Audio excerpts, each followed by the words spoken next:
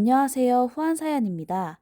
앞으로도 재미난 이야기와 감동적인 사연들 많이 가지고 올 테니까 좋아요, 구독 꾹 눌러주시고 계속 시청 부탁드리겠습니다. 감사합니다. 서연은 결혼한 순간부터 자신이 누군가와 비교당하며 살게 될 줄은 몰랐습니다. 그 비교는 사소한 말처럼 시작됐지만 결혼 생활 내내 끈질기게 따라붙는 그림자 같았습니다. 누구네 며느리는 말이야. 누구네는 아들 월급 다 시댁으로 준대. 요즘 애들은 왜 이렇게 계산적이니? 시어머니의 말은 늘 이런 식이었습니다. 직접 욕하지는 않았지만 항상 누군가를 끌어와 서연을 그 아래에 놓았습니다. 서연이 뭘 해도 항상 누구네 며느리보다는 부족한 사람이 되었습니다. 민수는 그걸 옆에서 다 보고 있었습니다. 어머니가 일부러 그러는 걸 알면서도 엄마 원래 그런 말투야라는 말로 넘겨왔습니다. 그 말이 서연을 얼마나 고립시키는지도 알면서 말입니다. 민수는 늘 미안해했습니다. 내가 중간에서 잘할게. 엄마가 악의는 없어. 그 말들이 반복될수록 서연은 혼자서 참고 버티는 사람이 되어갔습니다. 시댁에 갈 때마다 서연의 긴장은 자동으로 올라갔습니다. 무슨 말을 해도 평가가 따라올 것 같았고 웃어도 진심이 아닌 것처럼 보일까 신경이 쓰였습니다. 그런 날이 한두 번이 아니었습니다. 시어머니는 늘 말했습니다. 결혼은 여자 인생이 바뀌는 거야. 시집 왔으면 이제 내 인생은 끝난 거지. 그 말은 농담처럼 던져졌지만 서연에게는 매번 못처럼 박혔습니다. 민수는 그때마다 웃으며 넘겼습니다. 웃지 않으면 더 커질 걸 알았기 때문입니다. 하지만 웃을수록 서연의 마음은 조금씩 달아갔습니다. 그날도 그랬습니다. 평소처럼 시댁에 가는 길, 민수는 운전대를 잡고 아무 말도 하지 않았습니다. 서연은 창밖만 바라보며 마음을 다잡았습니다. 오늘도 또 비교겠지. 오늘도 또 참아야겠지. 서연은 몰랐습니다. 오늘이 그 비교가 말에서 욕으로 바뀌는 날이 될 줄은요. 그리고 민수 역시 몰랐습니다. 오늘이 자신이 더 이상 미안하다는 말로 아내를 지킬 수 없게 되는 날이 될 줄은요. 이날의 식탁은 단순한 가족 식사가 아니라 결혼 내내 쌓여온 분노와 모욕이 한꺼번에 터질 무대가 될 예정이었습니다. 시댁에 도착하자마자 시어머니는 인사보다 먼저 비교부터 꺼냈습니다. 어머, 너 살 좀 찐 거 아니니? 누구네 며느리는 결혼해도 관리를 그렇게 잘하더라. 서연은 웃으며 고개를 숙였습니다. 이 정도 말은 이제 놀랍지도 않았습니다. 늘 첫 마디는 외모, 두 번째는 비교였습니다. 밥상이 차려지자 시어머니는 반찬을 옮기며 또 말을 이었습니다. 이 반찬은 민수 어릴 때 제일 좋아하던 거야.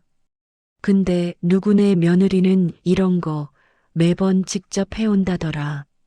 그 말에 민수는 숟가락을 멈췄습니다. 서연은 아무 말도 하지 않았지만 이미 속으로는 숫자를 세고 있었습니다. 오늘 몇 번째 비교인지 말입니다. 시어머니는 멈추지 않았습니다.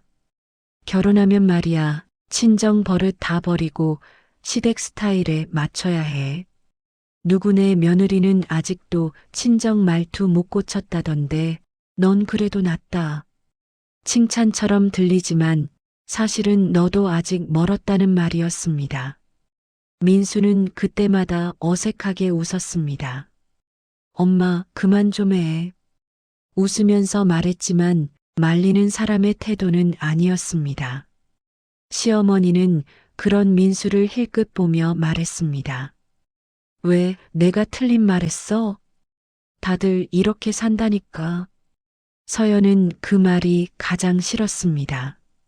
다들이라는 말 뒤에는 항상 책임지지 않는 말들이 숨어 있었기 때문입니다. 밥이 거의 끝나갈 즈음 시어머니는 갑자기 한숨을 쉬었습니다. 그리고 아주 자연스럽게 말을 꺼냈습니다. 요즘은 나이 들면 다들 자식 용돈으로 산다던데 누구네는 아들이 매달 정해놓고 준다더라. 서연의 손이 잠깐 멈췄습니다. 이제 비교가 사람에서 돈으로 옮겨가고 있었습니다. 민수는 그걸 느끼고도 아무 말도 하지 못했습니다. 늘 그랬듯 설마 여기까지 오겠어라고 생각했기 때문입니다.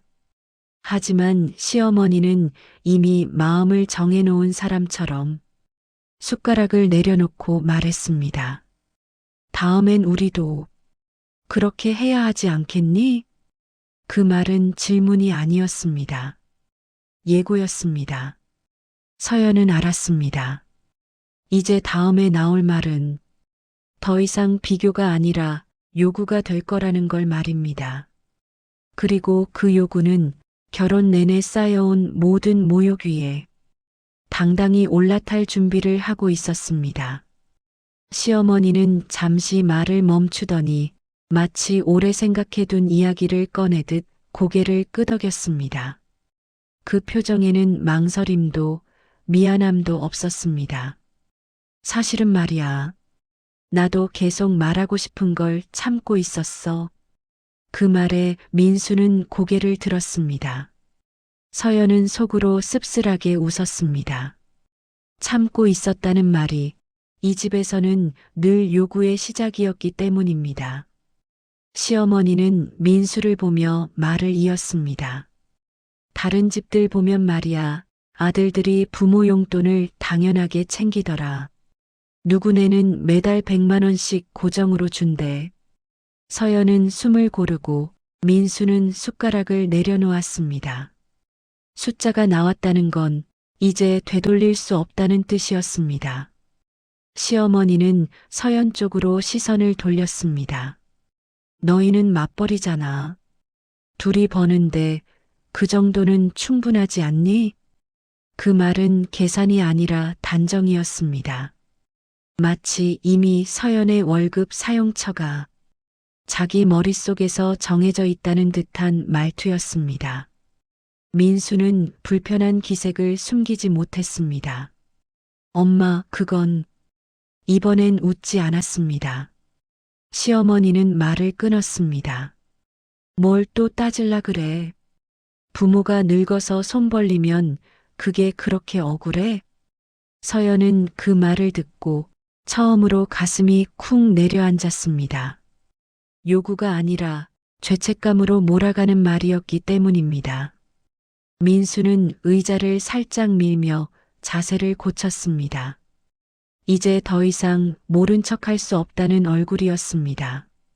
엄마, 100만 원은 말을 하다 멈췄습니다.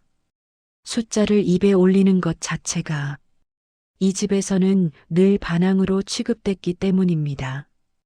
시어머니는 그 망설임을 비웃듯 말했습니다. 아들 하나 키워놓고 이 정도도 못 받으면 내가 뭘 믿고 사니?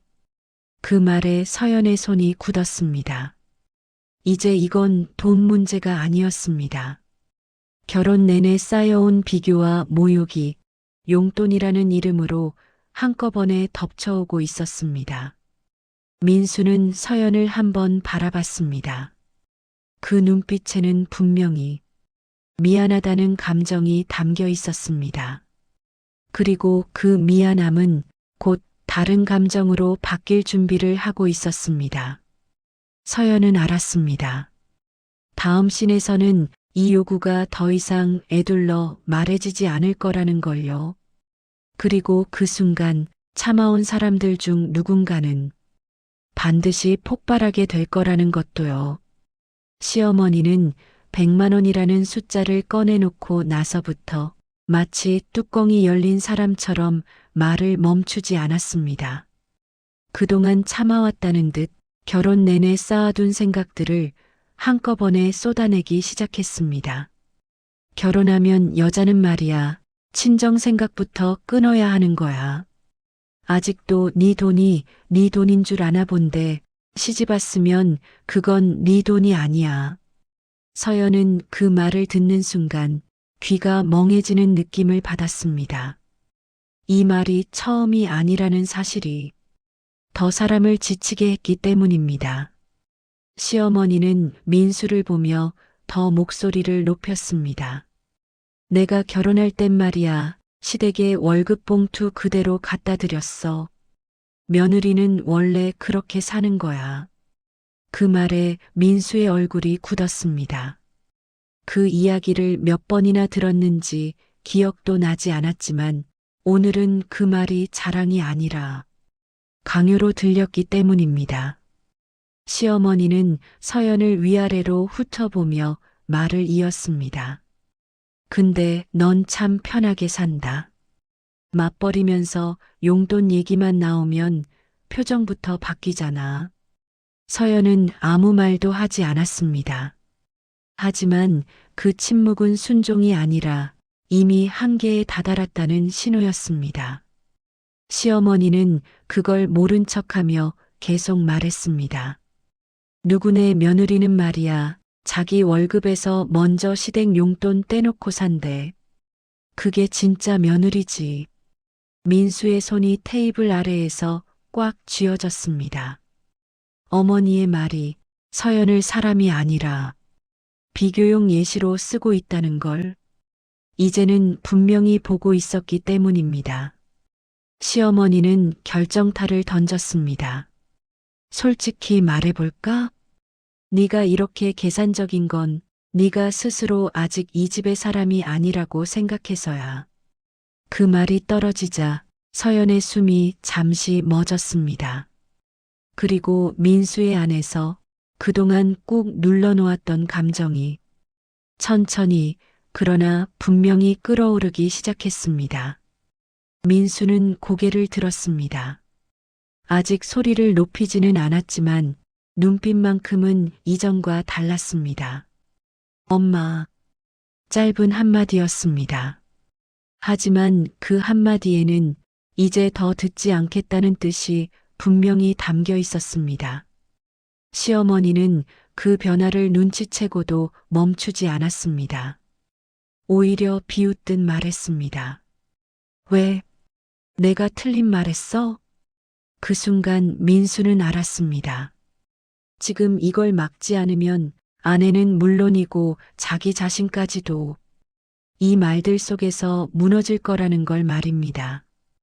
그리고 서연 역시 느끼고 있었습니다. 다음에 터질 말은 자신 혼자가 아니라 둘이 함께 터뜨리게 될 말이라는 걸요.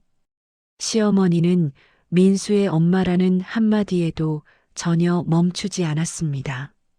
오히려 그 반응이 마음에 들지 않는다는 듯 더 노골적으로 말을 쏟아냈습니다.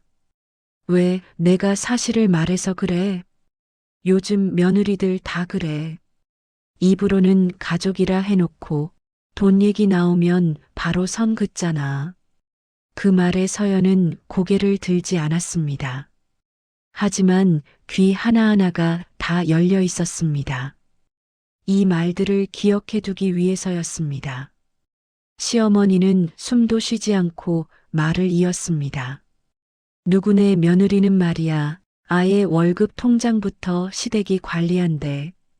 그래야 집안이 돌아가는 거지. 민수는 그 말을 듣고 처음으로 말을 끊었습니다. 엄마, 그건 너무 간 거야. 시어머니는 민수를 노려보며 말했습니다. 뭐가 너무 가? 내가 며느리한테 잘못된 거 가르친 거야? 민수는 잠깐 말을 잇지 못했습니다. 어디가 잘못됐는지 설명하려고 하면 항상 말대꾸로 돌아왔기 때문입니다. 그 틈을 놓치지 않고 시어머니는 서연을 향해 말했습니다. 솔직히 말해봐. 내가 정말 민수를 사랑하면 민수의 부모를 챙기는 게 먼저지.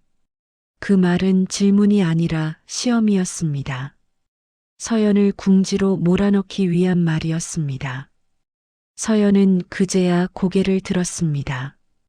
아직 대답하지는 않았습니다. 대신 시어머니를 똑바로 바라봤습니다. 시어머니는 그 눈빛을 보고도 멈추지 않았습니다. 사랑한다는 애들이 제일 계산적이더라. 결혼은 했는데 마음은 아직 친정 딸이야. 민수의 숨이 거칠어졌습니다.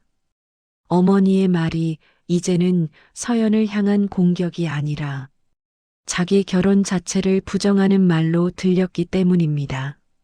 엄마, 민수의 목소리가 낮아졌습니다. 이번엔 말리는 톤이 아니었습니다. 그만해. 시어머니는 비웃듯 웃었습니다. 봐라, 자기 마누라 옆에 있다고 이렇게 애가 변했어. 그 말이 떨어지자 민수의 얼굴이 굳었습니다. 그리고 그 굳은 얼굴은 이제 더 이상 예전의 아들이 아니었습니다. 서연은 그 모습을 보며 알았습니다. 이제 곧 미안하다는 말 대신 못 참겠다는 말이 나오게 될 거라는 걸요. 그리고 그 말은 이제 혼자가 아니라 둘이 같이 하게 될 말이라는 것도요.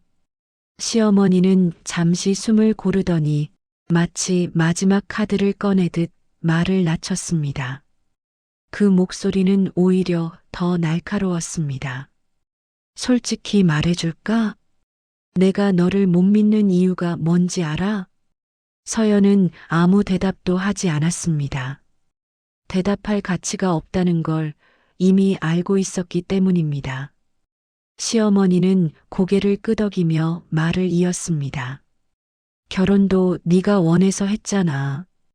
민수 데리고 간 거나 마찬가지지. 그 말에 민수의 눈이 확 커졌습니다. 그동안 수없이 들은 말이었지만 오늘은 그 표현이 너무 노골적이었습니다. 시어머니는 멈추지 않았습니다. 그래서 더 확실히 해야겠어. 돈이라도 달라 해서 위안을 받아야겠어. 식탁 위 공기가 한순간에 얼어붙었습니다. 서연의 손이 천천히 식탁 위에 올라갔고 민수의 숨이 거칠어졌습니다. 시어머니는 결정타를 날렸습니다. 사람 마음은 믿을 게 못 돼. 특히 며느리라는 사람은. 그 순간 민수의 의자가 뒤로 밀렸습니다. 큰 소리는 아니었지만 그 소리 하나로 분위기가 완전히 바뀌었습니다. 그 말, 지금 뭐라고 하셨어? 민수의 목소리는 낮았고 차분했지만 흔들리지 않았습니다. 지금까지의 망설임은 없었습니다. 시어머니는 오히려 당당했습니다. 틀린 말 아니잖아. 내가 사람 보는 눈이 없는 줄 알아? 그 말에 서연이 처음으로 입을 열었습니다. 어머님, 목소리는 낮았지만 그날 가장 또렷한 말이었습니다.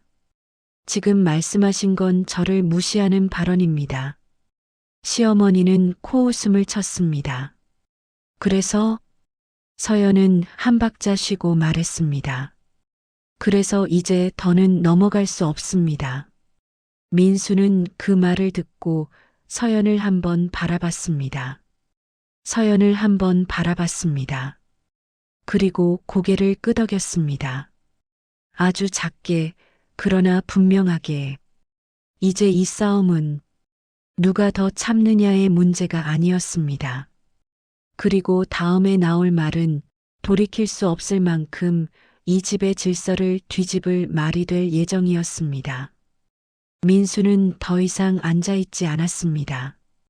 의자를 완전히 밀고 일어서며 처음으로 어머니를 내려다봤습니다. 엄마, 이번엔 낮은 목소리도 아니었고 말을 고르는 톤도 아니었습니다. 지금 한 말, 그냥 넘기라고 하면 안 되는 말이야. 시어머니는 코웃음을 쳤습니다. 왜 내가 뭐 틀린 말했어? 다들 속으로는 그렇게 생각해. 그 말에 민수의 얼굴이 일그러졌습니다. 분노라기보다는 오랫동안 참아온 사람이 느끼는 모멸감에 가까웠습니다. 엄마는 항상 그래. 맨날 남들 얘기 들먹이면서 서연이한테 뭘 증명하라고만 해. 시어머니는 바로 받아쳤습니다. 증명 못할까봐 그래? 그 순간 민수의 목소리가 확 높아졌습니다. 아니, 증명할 필요가 없으니까. 민수는 손으로 식탁을 짚으며 말을 이어갔습니다. 서연이는 내 아내야. 비교 대상도 아니고 검증 대상도 아니야. 시어머니의 얼굴이 굳었습니다. 하지만 민수는 멈추지 않았습니다. 결혼 내내 엄마는 맨날 누구네 며느리 얘기를 했어. 그때마다 난 그냥 웃으면서 넘기려고 했어. 싸우고 싶지 않았으니까. 민수의 목소리가 떨렸습니다. 화가 아니라 스스로에 대한 분노 때문이었습니다. 그때마다 서연한테 미안하다는 말만 했지. 근데 그게 아무 소용없다는 것도 나 알고 있었어. 시어머니는 불편한 듯 말했습니다. 그래서 이제 와서 나한테 화풀이야? 민수는 고개를 저었습니다. 이제야 제대로 말하는 거야. 시어머니는 서연을 노려봤습니다. 그러니까 내가 민수를 이렇게 만든 거지. 서연은 단호하게 말했습니다. 아닙니다. 어머님 말씀이 이 상황을 만든 겁니다. 민수는 서연 쪽으로 고개를 돌리지도 않고 계속 어머니를 보며 말했습니다. 엄마는 항상 서연이한테 돈 이야기를 하며 그걸로 효도하라 했어. 근데 그거 나 진짜 싫었어. 시어머니의 얼굴이 붉어졌습니다. 그럼 네 돈으로 해. 민수는 즉각 받아쳤습니다. 당연한 거 아니야, 엄마. 엄마는 지금 효도를 명목으로 돈을 뜯으려고 하는 거야. 대체 그 누구네 며느리라는 사람 누구야? 정말 월급을 다 시댁에 준다는 거 맞아? 용돈을 100만 원 넘게 챙겨준다는 게 맞아?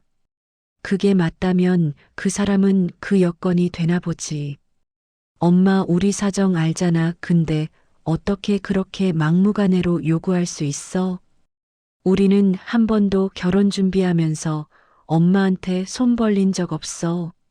식탁 위 공기가 요동쳤습니다. 시어머니는 처음으로 말문이 막혔고 서연은 그 장면을 눈앞에서 보고 있었습니다.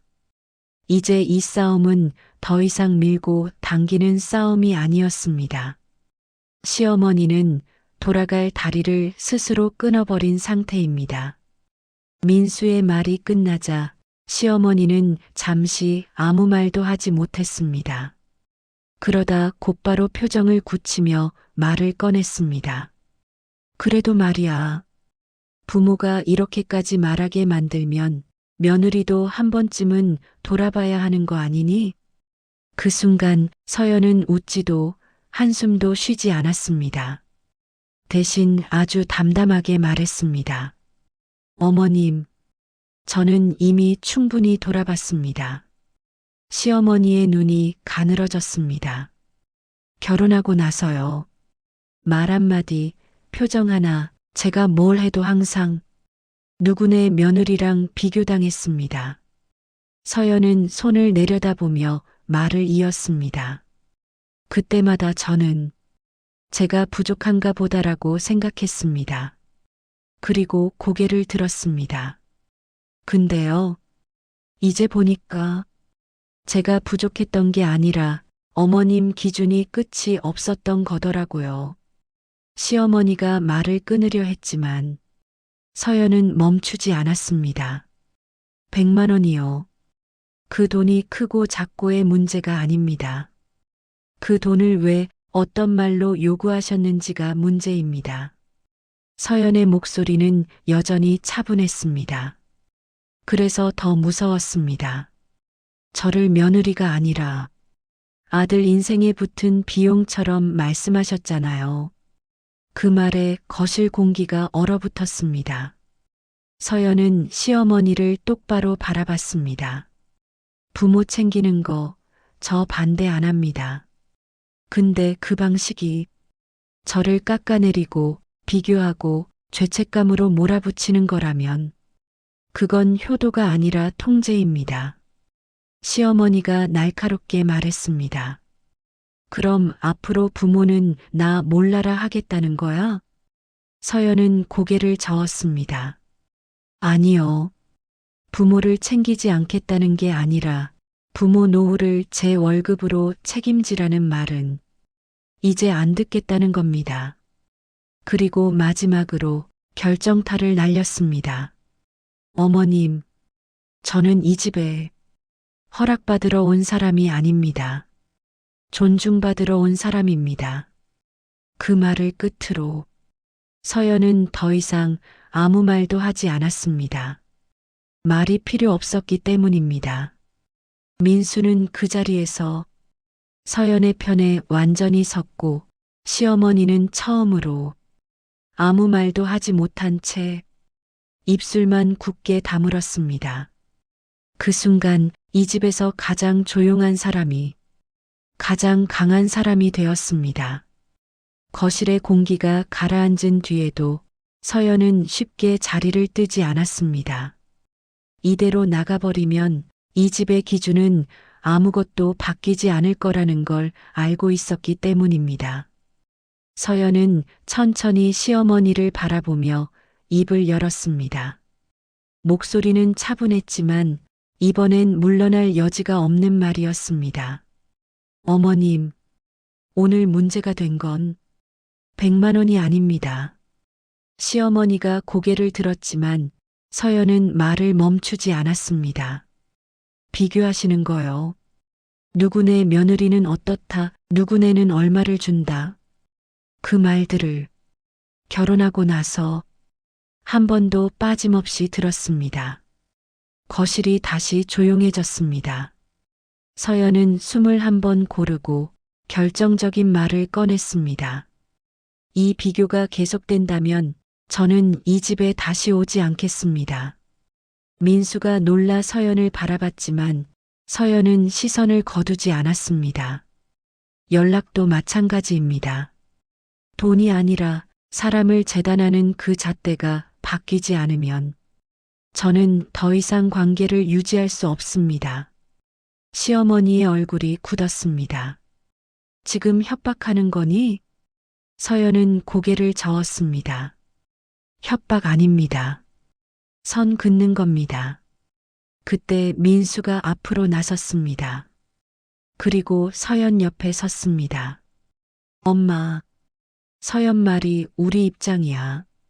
이 비교, 이 방식 계속되면 우린 더 이상 이 집에 오지 않을 거야. 시어머니는 아무 말도 하지 못했습니다. 그 침묵은 동의가 아니라 받아들이지 않겠다는 침묵이었습니다. 서연은 그걸 확인하자 더 말하지 않았습니다. 이미 할 말은 다 했기 때문입니다. 그날 부부는 미련 없이 집을 나섰습니다. 이번엔 돌아보지 않았습니다. 그날 이후 시어머니는 주변 사람들에게 여전히 며느리 이야기를 하고 다녔습니다. 내 며느리가 말이야. 자기밖에 몰라. 부모 챙기는 것도 싫어하고. 하지만 예전과 달랐습니다. 사람들의 반응이 달랐습니다. 그건 좀 심하신 거 아니에요? 아들 가정도 생각해야죠. 며느리한테 너무 그러신 것 같아요. 시어머니는 처음으로 자기 편이 줄어들고 있다는 걸 느꼈습니다. 어느 순간부터는 뒤에서 이런 말까지 들렸습니다. 저 집 시어머니 너무 못됐다더라. 그 말들은 시어머니를 멈칫하게 만들었습니다. 자기 말과 행동을 처음으로 혼자 되돌아보는 순간도 있었습니다. 하지만 곧 고개를 저었습니다. 그래도 나는 시어머니야. 내가 왜 사과를 해? 시어머니는 끝내 사과하지 않기로 선택했습니다. 기준을 고치지도 않았습니다. 그리고 그 선택의 결과는 조용히 돌아왔습니다. 전화는 오지 않았고 연락도 없었습니다. 명절에도 평소에도 아들은 오지 않았습니다. 한편 서연과 민수는 훨씬 단순한 삶을 살고 있었습니다.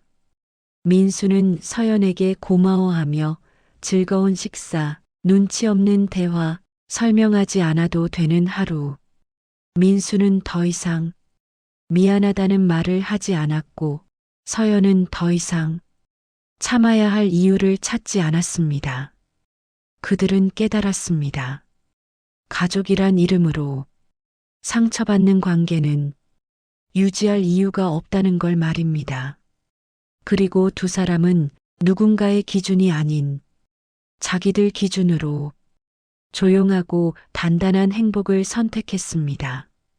그 선택은 누구를 벌주기 위한 것도 복수도 아니었습니다. 그저 다시 상처받지 않기 위한 가장 현실적인 결말이었습니다.